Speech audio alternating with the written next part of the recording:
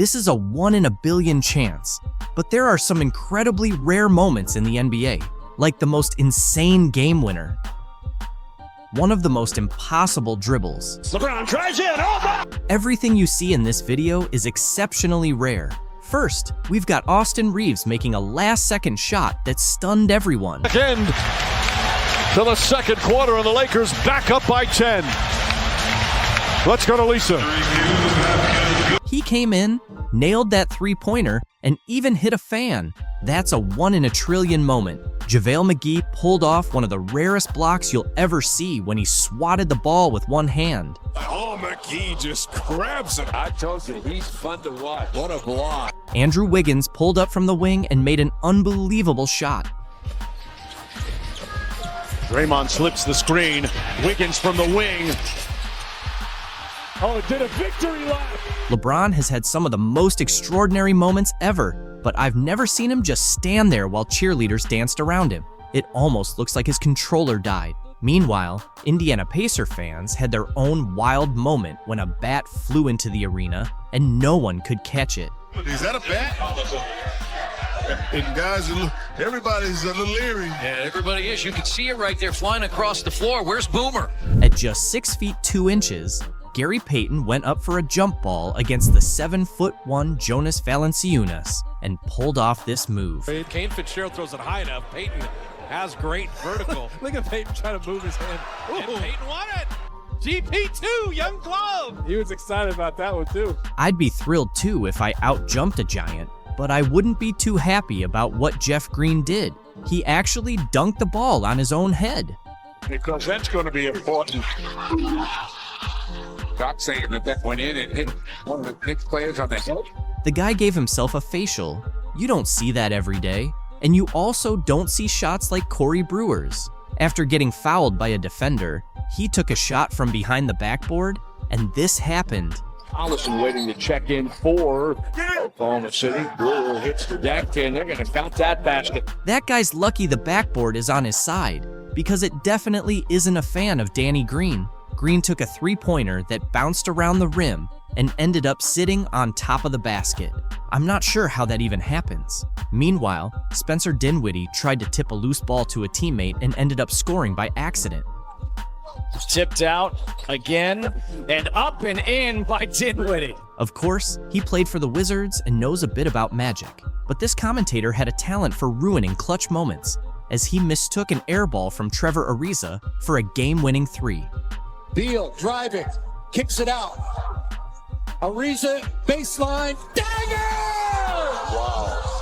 Wow. Ariza from the baseline for three, and the Wizards with a miraculous comeback in Washington. They're saying it did not go. Okay. Well, from our angle, it looked like it dropped straight through, but clearly. I have to admit, I thought that shot went in too. And I used to think Russell Westbrook was just a basketball player, but it turns out he has another role, mopping the court during his own game. Situations offensively, as Russ is It's doing a just little like, bit of house cleaning. you know what? If you want the job done right, reminds me of the All-Star game in New York a couple years ago, where he did. Now we need to discuss Marc Gasol, because he managed to knock Clint Capella's shoe right off the court. Clint Capella loses his shoe. And technical foul called on Marc Gasol for kicking the shoe. That referee is really off his game, but honestly, all the refs seem to be. This one even ejected Anthony Davis just for tying his shoes. I don't understand how you can lose your shoe. They don't strap him up very tight. Oh, AD's been tossed. He's out of the game. They let him play on before AD could put the shoe on. What does the ref expect him to do? Play barefoot? I'm not sure, but I do know that James Harden ended up playing on one foot. After injuring his ankle, he took one of the most unusual looking free throws ever. I wouldn't advise shooting like this guy though. He actually pulled up from behind the backboard. Meeks on the drive, looking to draw contact, and it counted at one. I'd challenge him to make that shot again, but I wouldn't challenge anyone to pull off a play like this. Najee Marshall made one of the worst passes I've ever seen. Wes has gotten 17 minutes off the bench. What in the heck? Tony Allen went for a layup and ended up getting the ball stuck on the ramp. The roll, the follow. What's it gonna do? What's it gonna do? It's gonna stick. The ball essentially stopped being a ball in the middle of the play. While getting a layup stuck is uncommon, having an alley-oop get stuck is unheard of. 6.8 rebounds, 4.7 assists per game. Lob it up. Dunk attempt, wedgie. That doesn't happen. You come across something new every day in the NBA. For example, the Raptors once had 2 players block a shot simultaneously. Tatum! Denied! The Raptors had me seeing double, but Vince Carter had me seeing triple. He launched a full court shot, and it actually went in. Last shot here. Vince. Can you believe it? Let's be honest, that shot had no business going in. I'm surprised it even got close. Meanwhile, this pass from Amare Stoudemire missed badly. Stoudemire throws it to him and sitting there courtside. Who is he even passing to? A ghost? It seems like some NBA players make baffling decisions, like this guy who tried to check into the game without a jersey. To be fair, he had been injured. He hadn't played in 3 months, and there was it. When he took off his warm-up, it looked like it came off with it. What on earth is he thinking? It's probably the same thing DeMar DeRozan is, because this guy passed the ball right to the other team's bench. 35 points in the period as DeRozan throws it away. And this one. Honestly, that's not even DeRozan's fault. Sure, Joakim Noah was wearing the same colors and trying to trick him, but there's no fooling Steven Adams. This guy can do the unbelievable. One time, he got fouled so hard that he broke his shooting hand, but instead of leaving the game, he walked up to the free throw line and gave it his all. Cheering him on. He wants to stay in the game. How about that? In 2006, David Lee stunned everyone. With just 0.1 seconds left in the second overtime, the Knicks were tied with the Bobcats at 109. 109 when suddenly, As they throw it at the basket.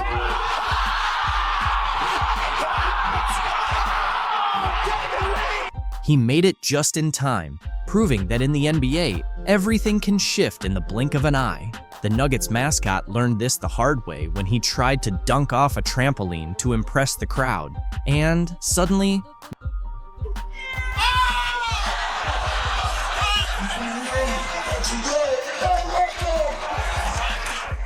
Mutombo is a real menace. He even threw the ball at him, which is basically assault. But we have one final moment that shocked everyone. A time when a Kings fan sitting courtside got so drunk that he ended up stinking up the entire arena. Man, they must have spilled a keg over there or something. I don't know what happened. Man, I think there's a reason why. Man, you're holding your nose. Oh, boy. There are unlucky moments in the NBA, and then there are even worse ones, like missing a game-winning shot by just an inch or celebrating a bit too early. This video highlights some of those unfortunate moments. For example, all New Orleans needed was one defensive stop to win, but instead, a player accidentally tipped the ball into his own team's basket. Incredible. That might be one of the most unbelievable things I've seen. Goran Dragic was on defense when the ball took an unfortunate bounce. Step forward. Oh my goodness. Oh my goodness. This fan decided to propose to his girlfriend in front of thousands of people, but things didn't go as planned. First, she tried to lean in and tell him it wasn't the right time. Then, she just ran off, leaving the poor guy on center court doing the walk of shame with a mascot. If that's not unlucky, I don't know what is. And even Michael Jordan, the GOAT who rarely makes mistakes, has had his share of bad luck, like the time he went for a layup and the ball got stuck. Oh, look at this. In this play, not only does Steven Adams get scored on by the player he was guarding, but the ball also ended up in the most unfortunate spot after going in. Luckily, it didn't cost him the game, because with just 1 second left and the Heat down by 3, Bam Adebayo got the ball and tossed up a prayer. There's the miss. Oh, wow. Holy cow! Wow. That ball was just inches away from being the luckiest shot ever, but Glenn Davis was inches away from seriously hurting someone. He chased after a loose ball and ended up crashing into some fans. Imagine paying a ton of money for those seats, only to get flattened by a 300-pound player. Now, that's unlucky, but some fans have it even worse. Like this girl who bought courtside seats only to find herself sitting behind the tallest guy in the league, 7'6" Taco Fall. Seriously, either get her a booster seat or give her a refund. This is ridiculous. And speaking of ridiculous, James Harden once made a dunk that the refs didn't even count. Oh, he missed it! No, that As the game was winding down, the Hawks needed a bucket to secure the win. But when Trae Young went to score, the ball got stuck on the rim. His teammates couldn't believe it. And speaking of disbelief, you won't believe what a referee did to Steph Curry. It was a perfect pass if the target was his face. Then there's Kemba Walker, who pulled up from 3 and started celebrating a bit too early. Honestly, I would have been dancing too. It looked like it was going in, and I could have sworn Baron Davis won the game for the Hornets with a buzzer-beating 3, but the refs ended up calling it off. Davis at the buzzer. No, yes, no, it's waved off. Bernie Fryer says no, it will not count. That ref must have been watching a completely different game because that shot should have counted. And speaking of shots that should have counted for something, this next one really should have. A fan had the chance to win 6 months of rent paid, and then this happened. 3, 2, 1. Oh, man. I guess he's stuck paying that mortgage because this guy was left scratching his head after his free throw touched every part of the rim and somehow didn't go in. What more can you do? It was in twice and still missed. Sometimes, it's just not meant to be. Just ask Kevin Durant. The Nets needed a three-pointer to win the Eastern Conference semifinals, and when KD took his shot, he needed to be behind the three-point line, but instead, he stepped on it. So instead of winning the game, Brooklyn tied it and sent it to overtime, where they ended up losing. They were one pinky toe away from winning the series. That's a total bummer. But this next moment is just painful. Jalen Brunson got karate chopped by his own teammate. Ooh, and a shot to the face of Brunson. This Warriors fan was sitting courtside and ended up right in the splash zone. Blake knew exactly what he was doing, but karma caught up with him in Brooklyn when he ran into a brick wall, his own teammate. Extra feet. Oh, wow. 2 Nets go down. Blake, the guy was standing right in front of you, and you still ran into him. Come on, man. And speaking of common sense, this referee could have used some too. He got steamrolled by Devin Booker. They want to be in the very near future. Ray Booker making the steal, goes down hard, and he's still on the floor. It seemed like Booker took the hit worse than the ref, but Sam Decker had it even rougher. He was gearing up for a wide-open dunk and ended up taking a seriously unlucky fall. Was measuring his steps and everything, man. Yeah, there we go. But the ball hit him in the face twice. No, once. Just once. Anthony Davis got caught slipping as well when he almost got injured by a mop. AD, look out below. Finger roll. He was almost off balance when he left. Yeah, and he slipped on the mop down there. Things aren't looking good. Anthony might miss 3 months after that. Meanwhile, this fan is missing their beer because Kyle Lowry accidentally knocked it out of their hands. Falling in that front row, the fans covered. Oh. When Kyle Lowry is falling into your lap, you better move quickly, just like Carmelo Anthony did. With only 6 seconds left, he had to launch a shot to try to win the game. But this happened. Anthony puts up a 3, in and out. During a jump ball, Darko Milicic accidentally put the ball into his own basket. Oh my goodness, tapped up and in. After the jump ball with Darko Milicic. The man was shocked, and so was Ken Bazemore. Even though he blocked Kyle Lowry's shot, the ball still went in. Picked by Lowry. Steps back to block it and drops it. Piling up the blocks. There's Baze flying through the air, ends it, and then it goes up And right in the basket. In this play, Jeremy Sochan should have been defending his face because he took a bullet pass from Russell Westbrook straight to the dome. Lonnie was thinking about going a little back door that time for the jam. In this game, Kobe took a shot that seemed destined to go in. He had the ball halfway down the basket, but it somehow popped out. It's like the basket's cursed or something. But this next moment is so unlucky, it should be in the Hall of Shame. A Sixers fan was chosen to shoot a half-court shot for a prize. And while in the past, some people have won TVs, brand new cars, or even $1 million, look at what this guy ended up winning. If you make a half-court shot, everyone in here gets a Chick-fil-A biscuit. This is for everybody! 5, 4, 3, 2, oh! This guy just made one of the toughest shots ever and ended up with a $3 biscuit. I really hope it came with butter because that's rough. But let's move on to the final unlucky moment. During warm-ups, Kevin Durant was messing around and punched a ball into the air. When it came down, it landed in the unluckiest spot. And it landed on somebody. You just see a bunch of people go surround the guy. And I saw an old man with a veteran's hat on. I'm like, oh, this ain't good.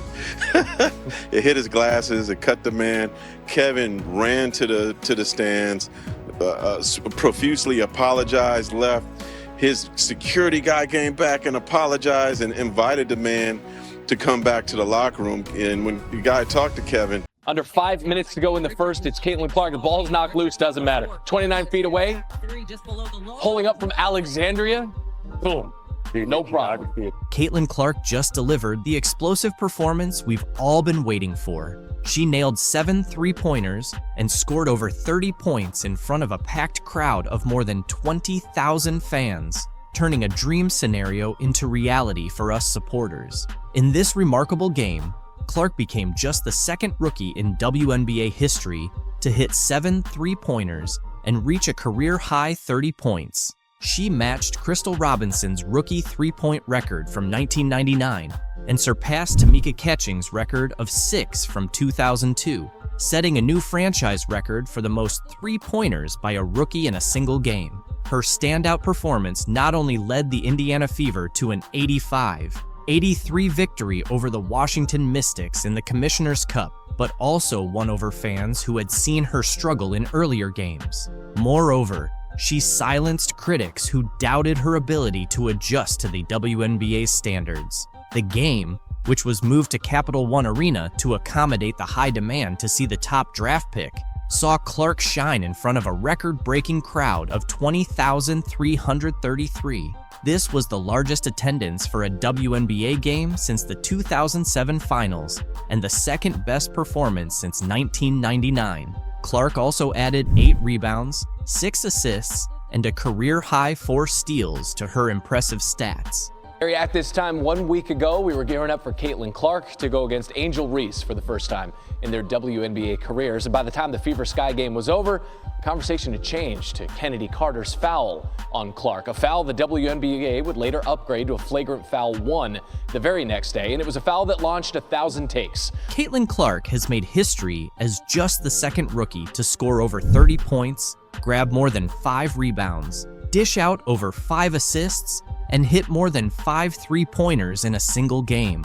She also became the fastest WNBA player to reach 200 points and 75 assists, achieving this in just 12 games and surpassing Sue Bird's record of 14 games. It felt great to shoot well. Even my misses felt close, Clark said after the game. It was nice to have a night like this. Overall, we shot the ball really well. 16 made threes. I still see so many areas where I can improve, and I think that goes for our entire team. Clark is determined to maintain her high level of play, knowing she hasn't reached her peak yet.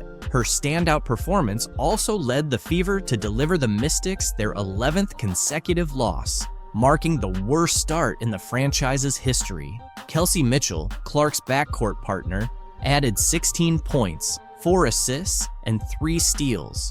Both Aaliyah Boston and Nalissa Smith contributed 10 points each. The team secured their second Commissioner's Cup win, moving to a 2, #1 record in the competition. However, despite her impressive performance, Clark is still dealing with some rookie challenges, including leading the league in turnovers. She had 8 more turnovers in this game, bringing her season total to 67. Interestingly, she matched her career high of 30 points from May 28th against the Los Angeles Sparks. Along with her 6 assists, 8 rebounds, and 4 steals, she made 7 of 13 three-point attempts, tying a WNBA rookie record, and hit 5 consecutive shots from beyond the arc in the second half.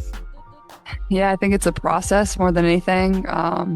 It felt good to shoot the ball well. Like, I feel like even my misses were like right there. I thought multiple were still going in, and it was nice to have a night like that. Clark's confidence in her game is evident from recent performances. Earlier, she discussed the learning curve she faced in her first 11 professional games. After scoring just 3 points in a season-low performance against the New York Liberty on Sunday, Clark rebounded with what many consider the best game of her young WNBA career, thanks to a 4-day break. During this time off, Clark mentioned that the Fever took the opportunity to refine their set plays and practice against ball screen blitzes that had been challenging them. Against the Mystics, Clark found space to create off those screens, explaining, "As a shooter, once you see 1 or 2 shots go in, the basket just seems bigger and bigger." Indiana head coach Christy Sides noted that the strategy to get Clark more action off screens was deliberate, aiming to reduce her workload. "She started feeling it late, which is always a good sign," Sides said. Defensively, Clark made an impact with a steal under the Washington basket to ignite a transition bucket in the first half and added another steal shortly after.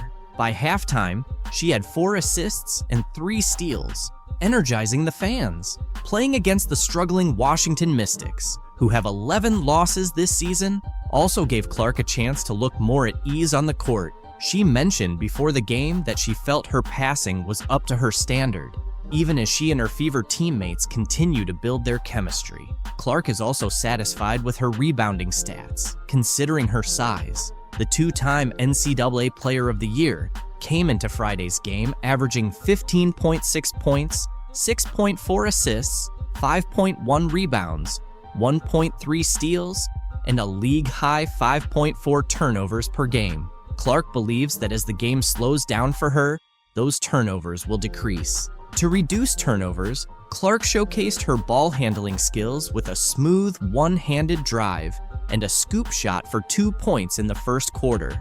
On the next Fever possession, she demonstrated her court vision with a give and go with second-year forward and 2023 top draft pick, Aaliyah Boston. Despite this, some flaws in Clark's game from the first 6 weeks of her professional career were evident on Friday. In the first quarter, she was stripped by fellow rookie Julie Van Loo, who then hit a transition three-pointer before Clark could recover. Clark responded with a step-back three-pointer near the Mystics logo. With the Fever starting 3s in 9, Clark is gaining a clearer understanding of how much experience counts in the WNBA. She offered some realistic insights into her situation, noting, "If you're the #1 pick, you're probably going to a team that didn't have the best year before. It can be tough at times." One of the positives from the first 11 games has been the team's energy, which Clark says has remained consistent since their first game. Recently, Clark has been more in the media spotlight, particularly after taking hard fouls from the Chicago Sky's Chennedy Carter, which the league later upgraded to a flagrant foul. Clark addressed the controversy before Friday's game and stated she wasn't seeking an apology from Carter. While Carter faced criticism from fans upon the Sky's arrival in DC, Clark's performance highlighted her resilience and ability to rise above the situation. And she's having a tremendous season. She's played great basketball in my eyes, probably in first place for 6th Player of the Year. And, it's just basketball at the end of the day. There's no grudges. There's nothing like that. It's a sport. It's competitive. It's not going to be nice all the time. That's not what basketball is. And I think people that play that at the highest level understand that. Clark acknowledged that she was fully aware of the physical challenges she would face in the WNBA. "Maybe some people didn't understand the circumstances," she said. Clark continued, "You're starting a new chapter and a new phase of your career as a professional athlete. It's not going to click overnight. That's just not how it works. Clark has been emphasizing this since the beginning of her WNBA career, but both she and her fans are well aware of her exceptional talent and quick learning abilities. She plays in front of sold-out crowds in large arenas, and the excitement only seems to grow with each game. While Angel Reese might not see it now, it's Caitlin Clark who has made the WNBA the talk of the town, drawing record-breaking crowds and increasing viewership for fans watching from home. And Angel Reese knows a ring is coming.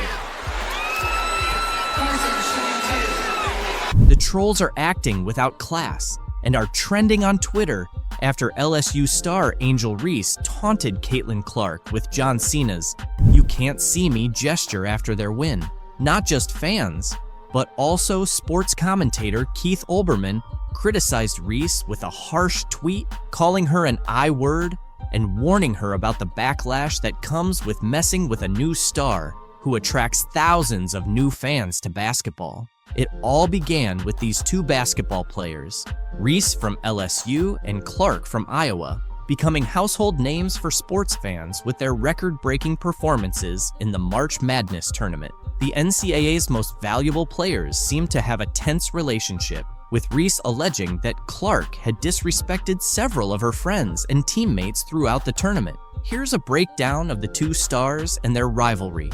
Reese and Clark faced off in the championship game, where Reese's LSU Tigers ultimately triumphed with a 102-85 win. In the game's final moments, viewers saw Reese respond to Clark's taunts, which drew significant online criticism. Reese mimicked Cena's "You can't see me" gesture and pointed to her ring finger, signaling their championship victory, all while staring Clark down. During their post-game press conferences, both players addressed the situation. Clark, displaying her sportsmanship, responded to questions about Reese's taunts by saying, "Honestly, I have no idea. I was just trying to get to the handshake line, shake hands, and express gratitude that my team was in that position." She emphasized the importance of holding one's head high and being proud of their achievements. This is how a star beloved by fans reacts. On the other hand, Angel Reese had a different take. In her post-game interview, Reese acknowledged Clark as a hell of a player, but noted that Clark had disrespected her teammate Alexis Morris during the title game. Reese made it clear that she doesn't take disrespect lightly. Since their post-game interviews, both Reese and Clark have addressed the discussions surrounding their taunts. Speaking with ESPN, Clark defended Reese, saying, "I don't think Angel should be criticized at all. No matter which way it goes, she should never be criticized for what she did." Clark further demonstrated her class, stating, "I think everybody knew there was going to be a little trash talk throughout the entire tournament. It's not just me and Angel." Despite her tearful post-game interview, Clark spoke to ESPN, acknowledging that the LSU Tigers rightfully earned their NCAA championship over her team. LSU deserved it. They played so well, and like I said, I'm a big fan of hers, Clark said of Reese. Clark's behavior off the court is truly exemplary. She always takes the time to appreciate other players, even though she rarely gets the same recognition in return. ESPN reported that Dr. Jill Biden was thinking about inviting both teams from the title game to the White House. This would be the first time the runner-ups were included in the celebratory visit. "So, I know we'll have the champions come to the White House. We always do," Jill said, according to CNN. "We hope LSU will come, but you know, I'm going to tell Joe I think Iowa should come too because they played such a good game." Reese shared the link to ESPN's story and added a joke with 3 laughing emojis saying, "Can you see the jealousy and the hate?" Really need to recognize what's going on, the success of the league, and when it comes to Caitlin Clark, they need to quit being quote-unquote petty and hating on Caitlin. And they just can't do it. Angel Reese just can't do it. The First Lady eventually decided against inviting both teams, but the damage had already been done, according to Reese and the LSU Tigers. Stuff like that bothers me because, at the end of the day, you're a woman and you're supposed to be standing behind us, Reese said on the I Am Athlete podcast. It's hard to see things like that and not comment back on it. Reese continued, I'm not going to lie to you. I don't accept the apology. You can't take back certain things you say. You felt like they should have come because of sportsmanship, right? They can have that spotlight. We'll go to the Obamas. I'm going to see Michelle. I'm going to see Barack. Reese's comments sparked reactions from Caitlin's fans, who roasted Reese as a result. After the Chicago Sky beat the New York Liberty 90-81 on Thursday night, Reese, a former LSU star, appeared to take a dig at Caitlin Clark in a now-deleted tweet. Reese has been crucial to the Chicago Sky's success, contributing an impressive 35 points in 2 of the first 3 victories of the season. Following their latest win, Reese tweeted, "And that's on getting a win in a packed area, not just because of one player on our charter flight, which many speculated was aimed at Clark, the standout rookie for the Fever. Clark's transition to the professional level has undeniably contributed to the growth of the WNBA, bringing in charter flights for the league." Several basketball fans did not take kindly to Reese's comment. One fan mocked her college GPA, saying, "That 1.8 GPA showing LOL," while another said, "Angel should be thankful to Caitlin Clark because she's the main reason behind the great attention the WNBA's getting right now. She should be more grateful." Others looked forward to June 1st when Reese would face Clark's team, with one fan asking, "Why is she so obsessed with Clark?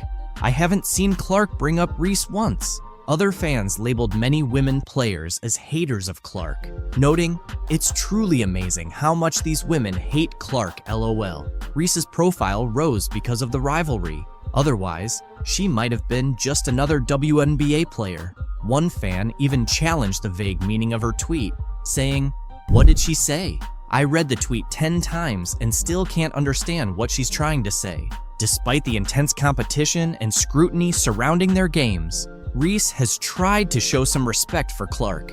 In April's highly anticipated LSU-Iowa March Madness matchup, Reese clarified that there was no animosity between her and Clark. After LSU's loss to Iowa in the Elite Eight, the 2 players shared a hug in the handshake line, with Reese whispering encouraging words to Clark. Reese revealed that Clark told her to continue being a great player, and Reese reciprocated by encouraging Clark to keep elevating the game and win it. This moment highlighted the respect and admiration they have for each other as athletes, despite their fierce competition on the court.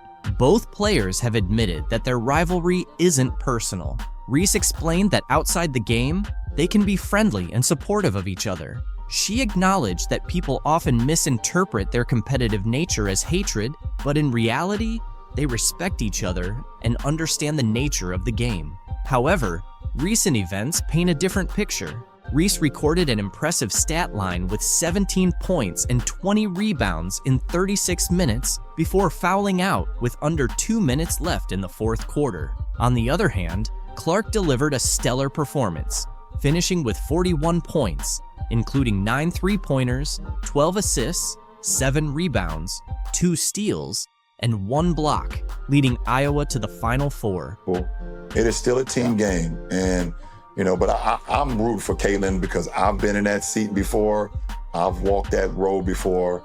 I hope she kills. LeBron James has chosen to focus on the positive impact Caitlin Clark is having on the WNBA in her rookie season, despite the early struggles and criticism faced by players like Angel Reese. James praised Clark for boosting interest and viewership in women's basketball, highlighting her significant contributions to the sport's growth. "The one thing that I love that she's bringing to her sport is that more people want to watch, more people want to tune in. Don't get it twisted. Caitlin Clark is the reason a lot of great things are going to happen for the WNBA," James said. James is absolutely right. Clark's impact is substantial. She is a major reason behind the increased viewership and support for women's basketball. Her arrival in the WNBA has led to more nationally televised games and the introduction of charter flights for WNBA teams. Today, anytime the head is hit, they usually call it, and she gets her really hard there. Any contact above the shoulders. Angel Reese hit Caitlin Clark right on the head and ended up getting benched for it. To be honest, this situation isn't as glamorous or joyful for Clark as it might seem. The physical demands and the pressure of expectations, both on and off the court, have been tough. Adding to that, the stress from social media and various conspiracies has made things even harder. Clark talked about how challenging it all has been. Younger than that at times, and I'm trying to navigate moving to a new city by myself. I'm trying to navigate, playing in a new league on top of everything else that has come with it. And in the midst of all the chaos, Caitlin Clark is trying to stay calm. It's definitely not easy or delightful. The world keeps pulling her into the whirlwind. Over just a few years in the spotlight, Clark's story has evolved from a fun narrative about a record-breaking college basketball scorer who brought new attention to women's basketball, to discussions about race, sexuality, fame, money, and opportunity. Then, it shifted back to concerns about her turnover numbers early in her first WNBA season. Clark highlighted the importance of focusing on mental health and emphasized that seeking help is crucial. "I can achieve everything in my life," she said. "I'm not afraid to ask for help and to tell people, today is just not my day, and that's okay. Not every day has to be perfect." I think it's something that a lot of people in our country struggle with, especially young individuals. And, I think the biggest thing is don't be afraid to ask for help. The concern isn't just about Clark herself. Tennis star Serena Williams recently praised Caitlin Clark for handling early success well despite social media negativity. Speaking to the New York Post at the Tribeca Festival about her docuseries In the Arena, Serena was asked about Caitlin. Serena responded, "I just love that she tries to stay grounded." She mentioned that Caitlin avoids looking at her social media. Sharing some advice with Caitlin, Serena said, "If people are negative, it's because they can't do what you do, basically, and hopefully she'll continue to do what she's doing." Relating to Clark's tough early career days, Serena Williams shared her own experiences with similar negativity as a young tennis star. "I was bullied," Serena said. "Things I went through would get people canceled now." Earlier this year, Serena expressed interest in owning a WNBA team while talking to CNN. "I would definitely be super interested with the right market," she reiterated. "We just need the right catalyst and people. And I think that's happening over the past 2 years. Women's sports are finally having their moment." Big stars like Serena recognize Caitlin Clark's unprecedented rise to fame. She's one of the most popular athletes on the planet, and she hasn't even played her first WNBA game. In her first 14 games, Clark is on track to win Rookie of the Year, averaging 15.6 points on 36.7% shooting, 32.2% from three, 4.9 rebounds, and 6 assists. However, she's also facing intense physicality and committing a league-high 5.5 turnovers per game. Amid all the attention, fans are concerned about her mental health and well-being. Being famous has its perks, but at just 22 years old, there's worry about whether Clark can handle the long-term pressure. In ESPN's Full Court Press series, Clark admitted she sometimes wishes she were normal, because all the attention and press can be draining.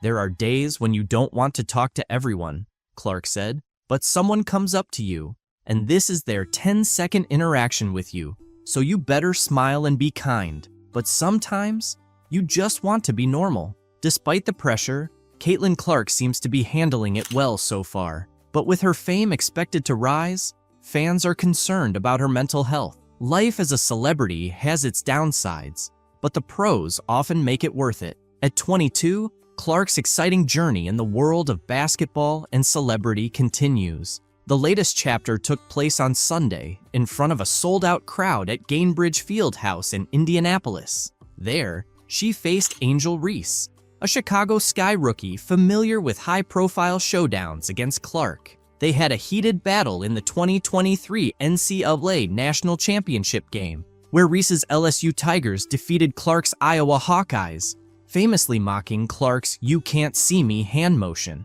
Clark and Iowa got their revenge when they knocked out Reese and LSU in this year's Elite Eight in April. Attendance and merchandise sales spiked, and everyone assumed the latest Clark-Reese game would set viewership records. "I think it's the emotion and passion we play with," Clark said. "That's something that wasn't always appreciated about women's sports. And it should be. It makes it fun. We're competitors.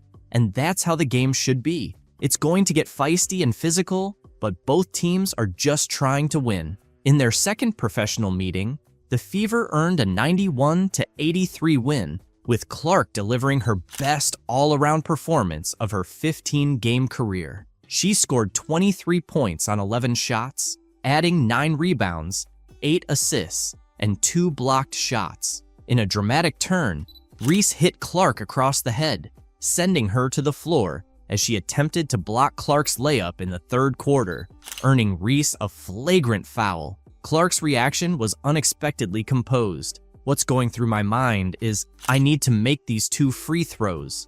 When Caitlin walked into the Indiana training camp, the excitement was palpable. Everyone turned to look at her, filled with curiosity and hope. People started comparing her to the legendary Larry Bird, highlighting the high expectations and excitement surrounding Caitlin's game. Back in 1979, Larry Bird joined the Boston Celtics right after his college days at Indiana State. Before he arrived, the Celtics had just endured their worst season ever, finishing with a 23-59 record.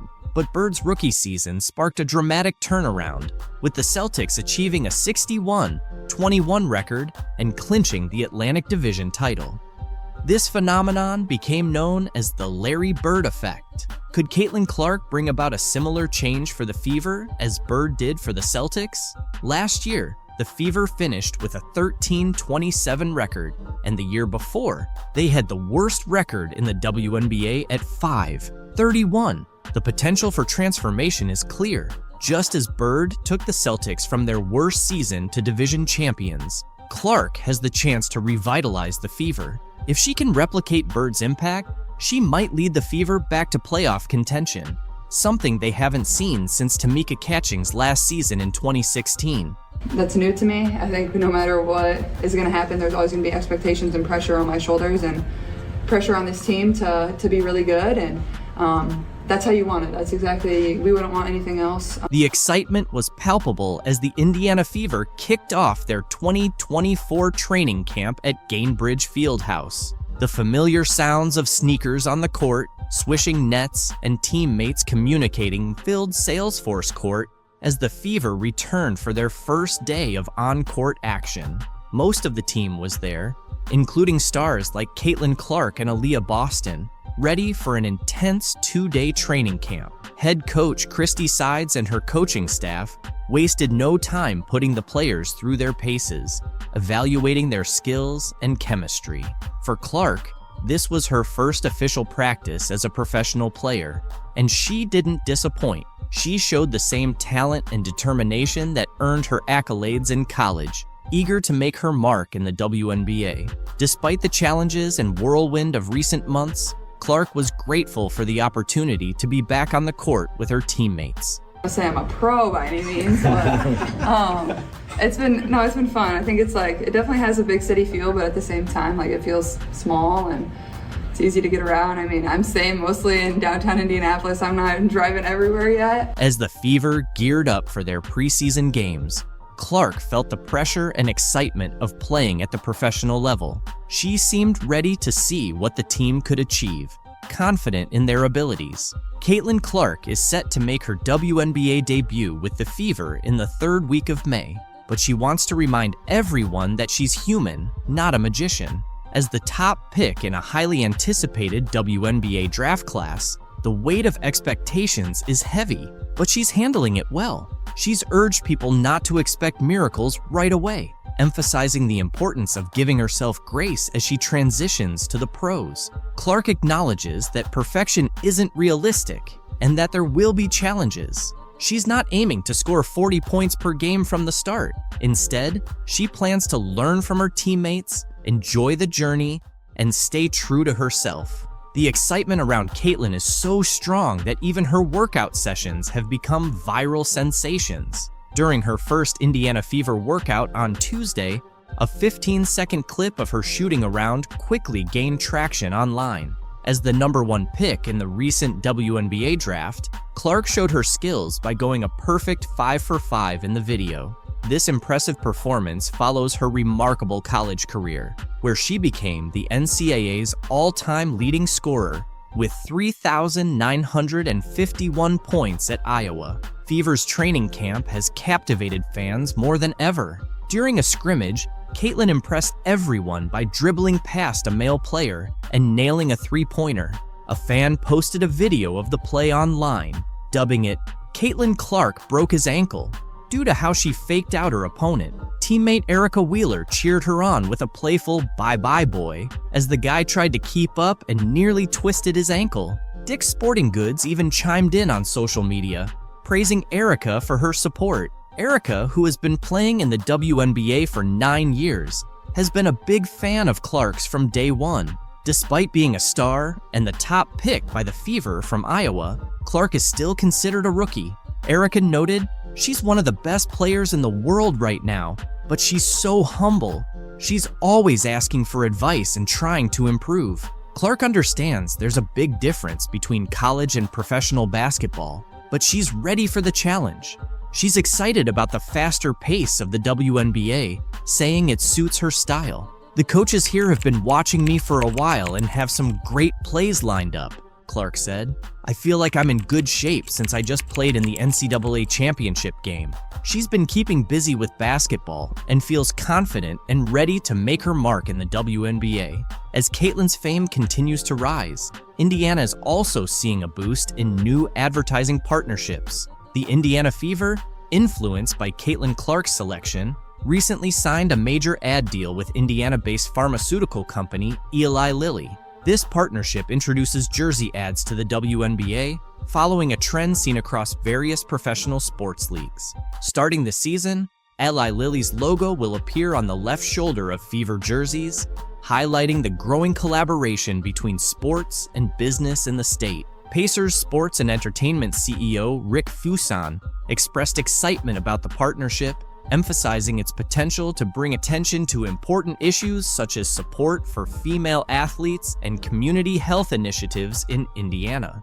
Edub compared Indiana to Hollywood when we talked to her. I know the excitement has kind of followed you for a little while, but I'm curious your spin on that and Indiana in particular. I'll agree with Edub there, I guess. I don't know. The excitement surrounding Caitlin Clark is unprecedented, and fans are eager to see her off the court just as much as on it. Fans are gearing up to watch Caitlin Clark make her WNBA debut this Friday, with the Indiana Fever set to take on the Dallas Wings in a preseason game. Despite being an exhibition match, ticket prices have surged, even surpassing those for a crucial NBA playoff game in Clark's new hometown. As of Wednesday afternoon, the cheapest ticket for the Fever versus Wings game was a whopping $595 on TickPick. Located in Section 209, Row MM at the College Park Center in Arlington, Texas, including all fees. These prices are comparable to many regular season NBA tickets, and notably higher than the entry price for Thursday night's Pacers-Bucks NBA playoff game at Gainbridge Fieldhouse in Indianapolis, which stood at $36 for the cheapest ticket on TickPick. The high ticket prices for the Fever Wings game can be attributed to the limited seating capacity at the College Park Center, which can only accommodate around 7,000 spectators. This situation has prompted several WNBA teams to upgrade their arena arrangements in anticipation of matches against the Indiana Fever. The Fever, in turn, hosted all their games that season at Gainbridge Fieldhouse after previously playing at the smaller Indiana Farmers Coliseum. Other WNBA teams, like the Las Vegas Aces and Washington Mystics, also shifted their home games against the Fever to larger NBA-sized arenas to meet the demand from fans. The WNBA's Dallas Wings experienced a historic moment as they sold out season tickets for the first time in the franchise's history just before their preseason opener against the Indiana Fever on May 3rd. The anticipation surrounding Caitlin Clark's debut with the Fever fueled a surge in ticket demand, driving up sales for the Dallas team. Individual ticket prices for Clark's preseason debut ranged from $210 to $350, with some exceeding $1,000 in certain sections, according to UTA Tickets. The Wings also saw a significant increase in overall ticket sales revenue, with a staggering 220% rise, including an impressive 1,200% surge in individual ticket sales revenue, according to the Dallas Morning News. This surge highlights the profound impact of Clark's presence on both the Fever and the wider WNBA community, sparking unmatched excitement and engagement among fans. Caitlin Clark's talent is undeniable, and she's been proving it from her very first games. Even the biggest names in history need time to showcase their full potential, especially in major leagues like the NBA and WNBA. As Clark continues to get acclimated to the WNBA, her mindset and skills are being honed to make her an even more formidable player. Her quick learning ability is evident in her evolving perspectives. Before her debut as a rookie, Clark didn't see much difference between the NCAA and the WNBA. "I don't think it'll be any different from college," Clark said. "I've played in front of big crowds every single game, so these environments don't scare me or affect me at all. I think just embrace it and enjoy it. I'm sure there will be a lot of basketball fans here who really appreciate the game." However, her perception shifted after her first game. She has since admitted several times that the WNBA game is much more physical than she anticipated. She experienced this physicality firsthand during the Indiana Fever's third straight loss on Saturday. "The physicality is definitely up there. I'm easily pushed off screens," Clark told reporters. "The game seems a little fast for me right now, but the more I play and the more comfortable I get, it's going to slow down a bit. It'll be easier for me to make reads and see things develop." Clark is quickly adapting to the game, showing significant improvement with each match. On Monday, the Fever nearly secured a win, but narrowly lost 88-84 to the Connecticut Sun. Clark scored 17 points, hitting 5 of 11 shots and making all 4 free throws. Despite injuring her ankle, she played for 27 minutes, adding 5 assists, 3 rebounds, and 5 turnovers. Although the Fever lost, the game was a clear sign of their progress. Veteran guard Kelsey Mitchell, who started the season with an ankle injury, has been regaining her form, which has benefited Clark. In the final moments of Monday's game, Clark played a key role, contributing to 17 of the Fever's 23 fourth-quarter points. The excitement surrounding Caitlin Clark is at an all-time high, and for good reason.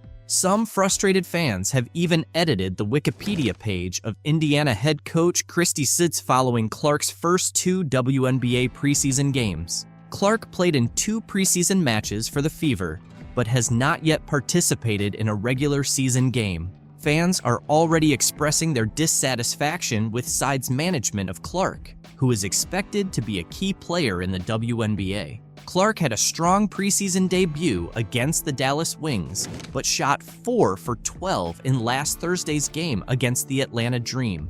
Sides commented on Clark's performance, saying, "I think she's used to some shots that she's taken in the last few years that are just those shots she's going to get open looks. She's got to figure it out. I gave her a rule the other day. She has 0.5 seconds to make a decision." Christy Sides also talked about Clark needing to change some habits. When she gets off the ball and hits someone in the high post, she tends to hang out and dance around. That's something she's used to doing, and it's a habit we need to break. One of Clark's upset fans even accused Sides of trying to undermine Clark's game, editing Sides' Wikipedia page to claim she's the only coach capable of damaging what the WNBA aims to achieve with Clark. The edited entry in the Indiana Fever section reads, "Sides got her first head coaching job in 2022 when she was hired as the 9th head coach in Indiana Fever franchise history and the only coach that could possibly ruin what the WNBA is on track to accomplish by ruining Caitlin Clark's game." During Caitlin Clark's pregame warm-up in Brooklyn on Saturday, she paused for an interview with NBC's Today hosts Hoda Kotb and Jenna Bush Hager. Later, she posed in uniform with Trailblazer Billie Jean King. In between, Clark played a game, scoring a career-high 22 points with 8 assists and 6 rebounds. Notable figures like Jason Sudeikis, Megan Rapinoe, Sue Bird, and Dawn Staley watched as she dominated the court. Clark's first week in the WNBA highlighted both her star power and the challenges of transitioning from college to the pros. She debuted in Connecticut and Indianapolis, and following her first game in New York City, she received mixed reactions. Fans eagerly awaited wearing number 22 shirts and holding signs, and Clark tried to accommodate as many selfie and autograph requests as possible. Caitlin acknowledged that she needs to handle physicality better, be more decisive in navigating screens, and develop more chemistry with Indiana's posts. She assisted last year's Rookie of the Year, Aaliyah Boston, on 4 of Boston's 12 field goals in 2023. Indiana guard Erica Wheeler assisted Boston on 24% of her field goals,